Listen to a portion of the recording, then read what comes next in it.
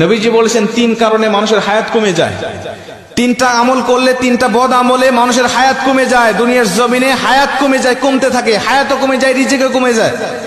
বলতে পারেন হুজুর আমরা জানি হায়াত সীমাবদ্ধ, তাহলে হায়াত কেমনে কমে? নবীজি বলছেন, বুখারীর বর্ণনায় আবু হুরায়রা রাদিয়াল্লাহু তাআলা হাদিসে বর্ণনা করেছেন, মানুষের কিছু নেক আমলের কারণে হায়াতের মধ্যে আল্লাহ বরকত দান করে, আবার বদ আমলের কারণে আল্লাহ পাক মানুষের হায়াতের মধ্য থেকে বরকত ছিনিয়ে নেয়, ওই মানুষটা দ্রুত দুনিয়া থেকে বিদায় নিয়ে চলে যায়। হায়াত নির্ধারিত, রিজিকও নির্ধারিত, কিন্তু আল্লাহ পাক এর মধ্যে বরকত রেখে দেয়। একটা উদাহরণ দিয়ে ভালো বুঝবেন। হালাল পথে কেউ ইনকাম করে মাসে 10,000 টাকা, হারাম পথে কেউ ইনকাম করে মাসে 50,000 টাকা। এই হালাল পথের ইনকাম করা ব্যক্তি দেখবেন মাস শেষে খেয়ে দিয়ে আরো 2,000 টাকা ইনকাম করে সেখান থেকে সঞ্চয় করতে পারে। 50,000 টাকা যিনি হারাম পথে ইনকাম করে, মাস শেষে তাকে আরো 10,000 টাকা ঋণ করতে হয়। কথা কোন ঠিক কি না? তার মানে হালালের মধ্যে আল্লাহ বরকত রেখে দিয়েছেন, হারামের মধ্যে কোনো বরকত নেই। নবীজি বলছেন হাদিসের মধ্যে, যদি ওই ব্যক্তি আল্লাহ পাকের নাশুকরি করে, আল্লাহ পাকের শুকরিয়া আদায় থেকে মুখ ফিরিয়ে নেয়, তখন আল্লাহ পাক তার হায়াতটাকে সংকীর্ণ করে দেয়, হায়াতের মধ্যে থেকে বরকত আল্লাহ পাক ছিনিয়ে নেয়।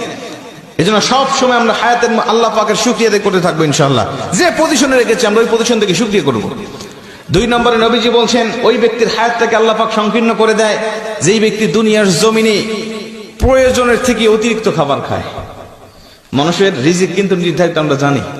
রিজিক শেষ হয়ে যাবে, আপনার হায়াত ফুরিয়ে যাবে, আপনি দুনিয়া থেকে বিদায় নিয়ে চলে যাবেন।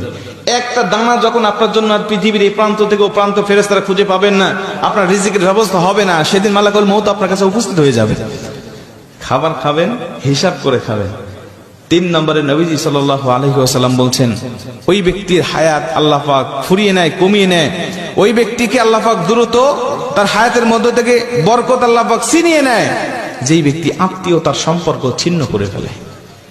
আত্মীয়তার সম্পর্ক ছিন্ন করা মানুষ এখন আমাদের সমাজে বাড়তেছে না কমতেছে?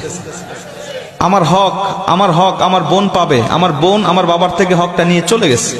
আমি বুঝেছি আমার বোন কেন আমার হক নিয়ে চলে গেল, আমার ফুফু কেন হক নিয়ে চলে গেল। আমি তখন থেকে আমার বোনের সাথে, ফুফুর সাথে আমি সম্পর্ক ছিন্ন করে ফেলেছি। ঠিক না বে ঠিক? অথচ আমি আমার বাবার সম্পদ হক ভক্ষণ করতেছি, আমার কোনো দোষ নাই। আমার বোন আমার বাবার সম্পদ ভক্ষণ করলে আমার বোনের দোষ হয়ে যায়। আমি আমার দাদার সম্পদ ভক্ষণ করতেছি, আমার কোনো দোষ নাই, কিন্তু আমার ফুফু আমার দাদার সম্পদ ভক্ষণ করলে আমার দোষ হয়ে যাবে, ফুফুর দোষ হয়ে যাবে। কথা বলেন ঠিক কি না?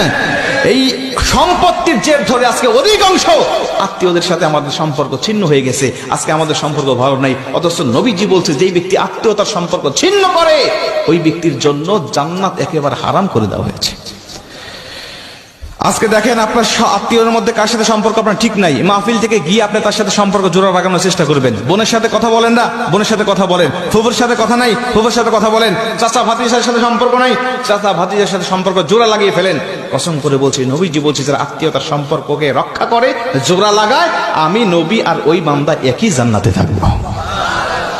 আল্লাহ পাক আমাদের আত্মীয়তার সম্পর্ক রক্ষা করার তৌফিক দান করুক। জোরে বলেন আমিন।